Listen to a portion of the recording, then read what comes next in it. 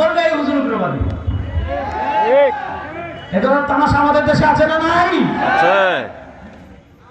কথা ভালো করে বুঝেন। আমি বলেছিলাম কোরআনের কথা। কেউ খুন করলে, কেউ খুন করলে, কেউ ধর্ষণ করলে, কেউ ইমপ্রিজিং করলে তার কি বিচার হবে? কেউ চুরি করলে কোরআনে স্পষ্ট ভাষায় আছে না নাই? ইসলামে স্পষ্ট ভাষায় আছে না নাই? দেখেন, ইসলামিক বিচার ব্যবস্থায় অপরাধ প্রমাণিত হওয়ার পর, আবার বলি, ইসলামী বিচার ব্যবস্থায় অপরাধ প্রমাণিত হওয়ার পর আসামিকে বাঁচিয়ে রাখার কোনো বিধান নাই।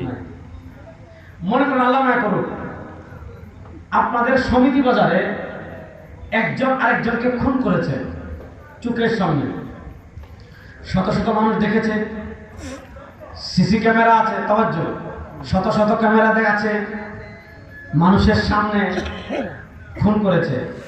অথবা পুলিশ যখন তাকে থানায় ধরে নিয়েছে, ধরে নেওয়ার পর সে স্বীকারোক্তি করেছে। ইসলামে অপরাধ প্রমাণের রাস্তা হলো দুইটা। একটা হলো সাক্ষী দেওয়া, মানুষ দেখেছে। আরেকটা হলো ইকরার, স্বীকারোক্তি। যে খুন করেছে সে থানায় জবানবন্দি দিয়েছে, যে ধর্ষণ করেছে সে থানায় জবানবন্দি দিয়েছে, যে চুরি করেছে সে থানায় জবানবন্দি দিয়েছে। এই জবানবন্দিকে আরবিতে বলে ইকরার। আপনারা সাক্ষী, খুন করেছে মানুষ দেখেছে, যে সাক্ষী দিয়েছে। ধর্ষণ করেছে মানুষ দেখেছে, সাক্ষী দিয়েছে। ইসলামে অপরাধ প্রমাণিত হওয়ার রাস্তা হলো দুইটা। এটা হলো সাক্ষী, আর এটা হলো ইকরার, জবানবন্দি দেওয়া, স্বীকারোক্তি দেওয়া।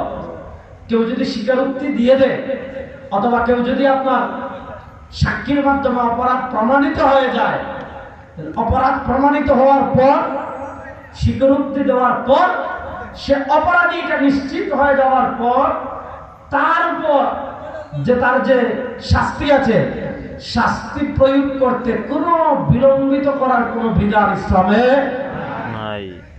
যেমন ইসলাম বলে ওয়াকাতাবনা আলাইহি আন্নান নাফসা বিন নাফসি ওয়াল আইনা বিল আইনি ওয়াল আনফা বিল আনফি ওয়াল উযুনা বিল উযুনি ওয়াস সিন্না বিস সিন্নি ওয়াল জুরুহা কিসাস। ইসলাম বলে আন্নান নাফসা বিন নাফসি, জানের বিনিময়ে জান নেওয়া হবে। ওয়াল আইনা বিল আইনি, চোখের বিনিময়ে চোখ নেওয়া হবে। ওয়াল উযুনা বিল উযুনি, কানের বিনিময়ে কান নেওয়া হবে। ওয়াস সিন্না বিস সিন্নি, দাঁতের বিনিময়ে দাঁত নেওয়া হবে। ওয়াল জুরুহা কিসাস,